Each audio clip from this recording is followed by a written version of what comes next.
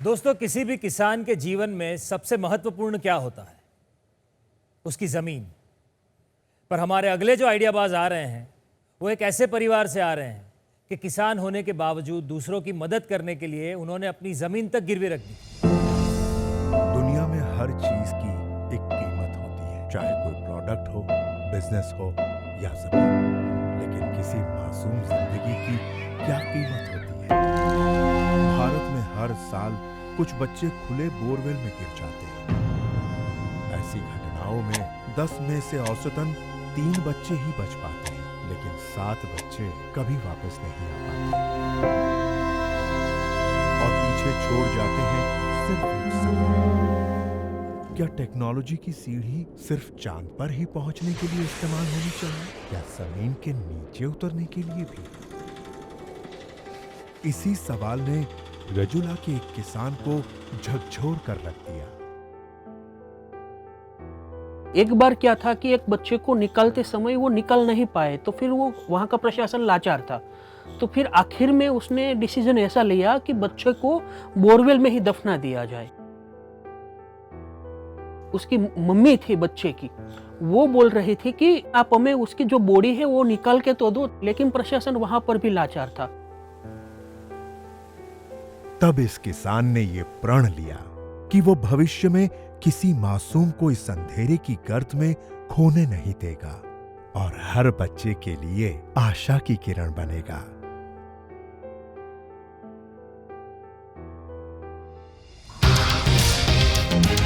जोरदार तालियों से स्वागत करते हैं गुजरात राजुला से आए हुए मेहुल और महेश का।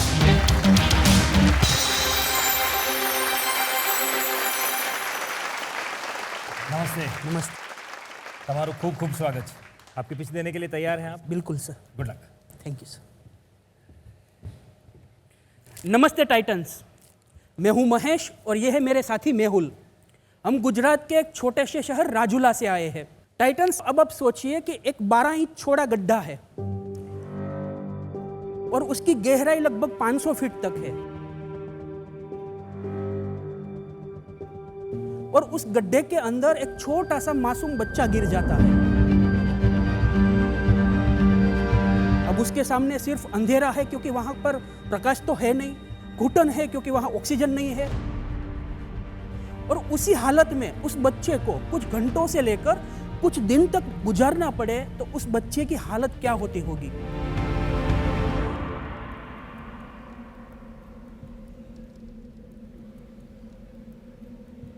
आप सबको भी शायद पता ही होगा, 2006 में प्रिंस नाम का एक छोटा सा बच्चा बोरवेल में गिर गया था।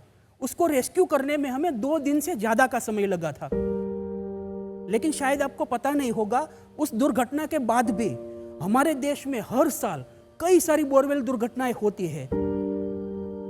उन सारी दुर्घटनाओं में से ज्यादातर बच्चों को बचा नहीं पाते।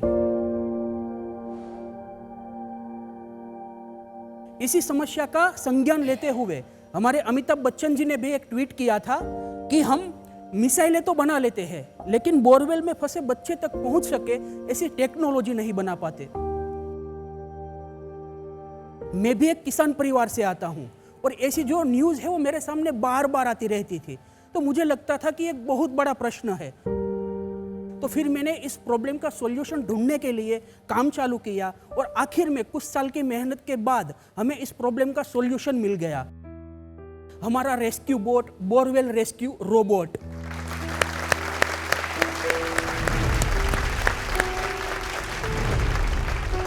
टाइटन्स, ये रोबोट प्रोटोटाइप रूप में है और पूरी तरह से भारत में बना है। AI इनेबल्ड है। यह रोबोट कहीं पर भी अगर कोई बोरवेल में बसा फच्चा है तो वहां पर जाके यह रोबोट की मदद से हम उस बच्चे को कम से कम समय में सही सलामत रेस्क्यू कर सकते हैं। यह रोबोट बोरवेल में जाएगा, बच्चे को स्कैन करेगा, पर्याप्त मात्रा में ऑक्सीजन देगा, अलग अलग इक्विपमेंट की मदद से उस बच्चे को पकड़ लेगा और उसको ज्यादा खरोच ना पहुंचे उसी प्रकार से बाहर लेकर आ सकता है। टाइटन्स, हमारा विजन है कि हम यह रोबोट देश के हर एक कोने तक पहुंचाए ताकि भविष्य में अगर कोई बोरवेल दुर्घटना हो और कोई मासूम बच्चा बोरवेल में फंस जाए तो उसको रेस्क्यू करने के लिए यह रोबोट वहां पर तैनात हो ताकि वह बच्चा बोरवेल में अपना दम ना तोड़े और कोई माँ या फिर कोई परिवार अपने लाडक वाये को बोरवेल के अंदर ऐसी भयानक दुर्घटना के अंदर ना गवाए। ये हमारा संकल्प है और यह हमारा संकल्प आपके बिना पूरा नहीं हो सकता। तो क्या आप हमारे इस संकल्प में हमारा साथ देने के लिए तैयार हो?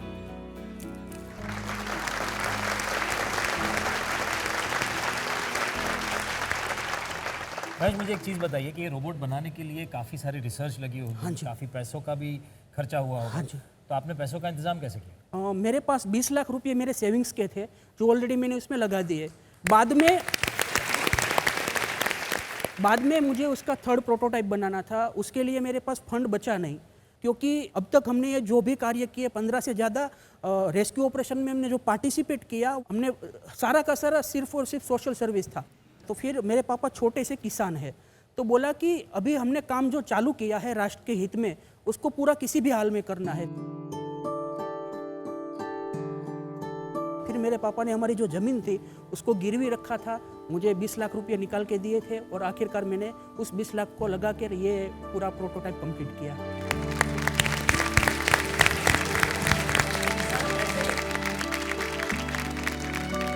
चलिए, हमने आपकी कहानी भी सुन ली, आपने कैसे शुरुआत कर ली थी वो भी जान ली और आपका उद्देश्य भी जान लिया। पर हमारे साथ प्रोफेसर प्रभु हैं यहाँ पर। उन्होंने सेप्टिक टैंक को साफ करने के लिए एक रोबोट बनाया हुआ है और बोरवेल रेस्क्यू के लिए भी ये काम कर रहे हैं। तो प्रोफेसर साहब, आपका क्या कहना है? बहुत ही सराहनीय काम है ये। आपका बिजनेस मॉडल क्या है? सेल कर रहे हैं या इसका लाइसेंस कर रहे हैं या सर्विस कर रहे हैं मशीन को लेकर के? क्या जी है? सर, अभी हमारा सिर्फ आइडिया है। हमारा एक जो प्रोटोटाइप कंप्लीट हो गया, फिर हम बड़े बड़े अफसर से मिले। हमारा इन्वेंशन है वो राष्ट्र को समर्पित करना चाहते हैं, डेडिकेट करना चाहते हैं। तो आपके इस उम्दा आइडिया को क्या हम यहाँ दिखा सकते हैं? जी बिल्कुल सर। प्लीज।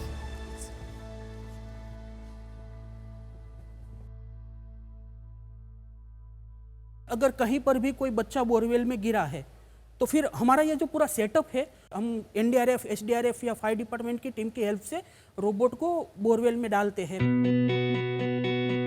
फिर बच्चे को स्कैन करते हैं, उसका ऑक्सीजन पर्याप्त मात्रा में देते हैं। अगर बच्चे को फूड की नीड है और बच्चा फूड ले सकता है तो लिक्विड फूड भी दे सकते हैं। अगर बच्चा बात करने की हालत में है तो बच्चे के साथ हम बातचीत भी करते हैं 2-वे ऑडियो कम्युनिकेशन की मदद से, ताकि उसको पता चले कि ना कोई मेरे लिए आ रहा है।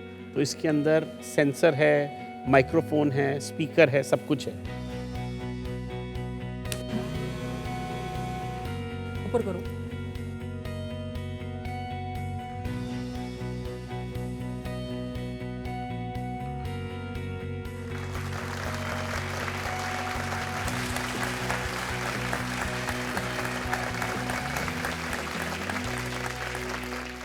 बिजनेस के बारे में कुछ सोचा है? सर, हमारा बेसिकली आइडिया ऐसा है कि हम इस रोबोट को बनाकर स्टेट गवर्नमेंट को सेल आउट करें। उसके बाद हम इस रोबोट के अंदर ही एक ऐसा अपडेट लाने वाले हैं कि यह रोबोट सिर्फ स्पेसिफिक बोरवेल के लिए ना काम आके, अगर कोई कुआं है, That's a good तालाब idea. है, नदी है, नाला है, सीवर है, वहाँ पर कई बार ऐसी दुर्घटनाएं होती है कि लोग फंस जाते हैं, तो उसको भी रेस्क्यू करने के लिए भी कोई हमारे पास प्रॉपर टेक्नोलॉजी नहीं है। तो हम इसी में ही उसको अपडेट कर देंगे कि ये एक ही प्रोडक्ट हर जगह पे काम आएगा। सर, इन्हें क्या करना है वो पता है, कैसे करना है वो आप सब बताएंगे। महेश जी, आपके पास पूरे इंडिया का कोई डेटा है? कितने इंसिडेंसेस साल में लगभग होते हैं? साल में लगभग 40 से लेकर 60 बोरवेल एक्सीडेंट होते हैं। और कोई पर्टिकुलर स्टेट्स है जहाँ पे state by state data available है? हाँ, सबसे ज़्यादा होता है राजस्थान और हरियाणा में।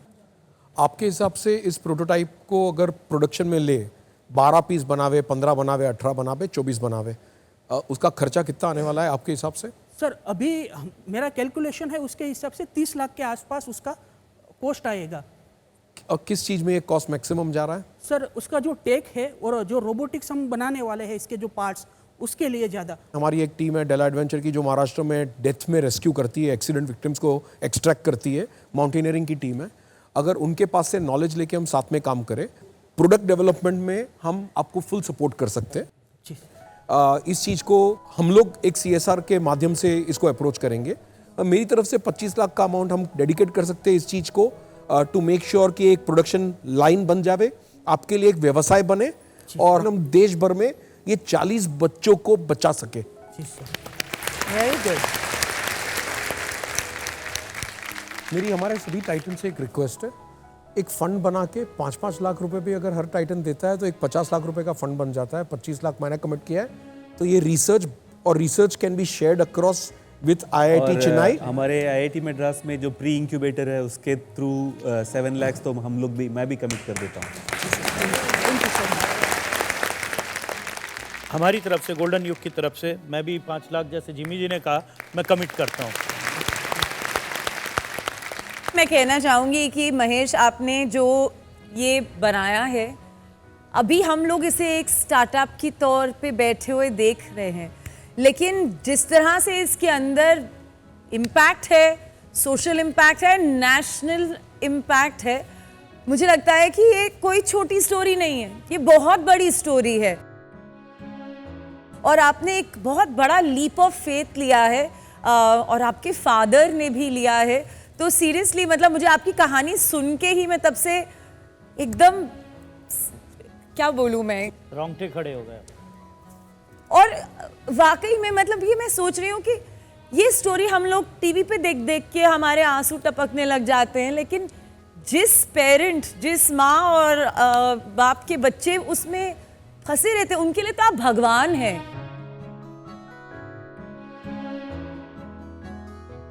साठ, 40, 70 लाइफ्स को अगर आप ऑलमोस्ट 0 तक ले आएंगे, तो इससे बड़ा कंट्रीब्यूशन और इससे बड़ा अचीवमेंट और वैसे भी नहीं हो सकता। तो ये तो बहुत ही अच्छा तरीका है आपके आइडिया को फंड करने का। तो कांग्रेचुलेशंस, तो जोरदार बनता है।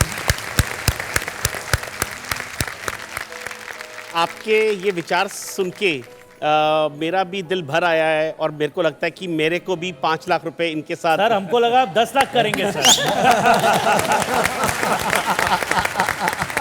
तो दोस्तों, आइडियाबाज ना जगह ही ऐसी है कि जहां आइडिया के दम पर इतने कमाल होते हैं, और हम हर छोटे से बड़े आइडिया को यहां देखना चाहते हैं और आप तक पहुंचाना भी चाहते हैं। आपके पिताजी यहाँ हैं? हाँ जी, आए हैं। जी प्लीज इनके पिताजी को यहाँ बुलाया जाए।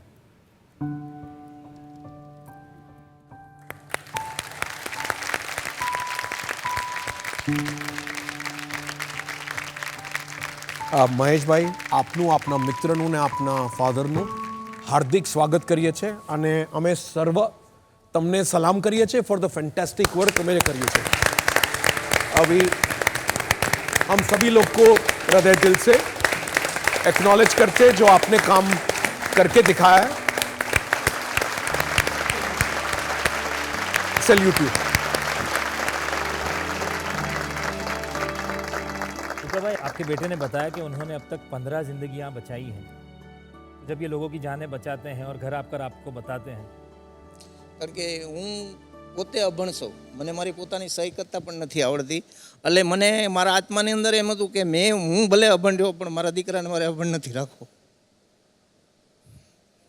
એટલે મેં ભણાવ્યો ને ભણાવવામાં મેં તંગતોડ મહેનત કરી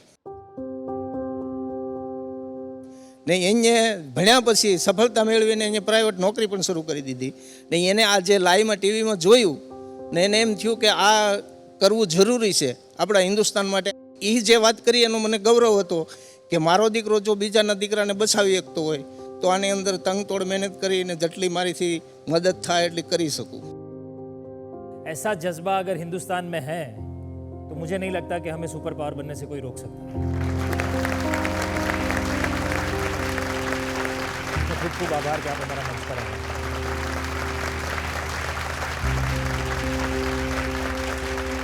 Thank you very much. Thank you very much for being here. Congratulations.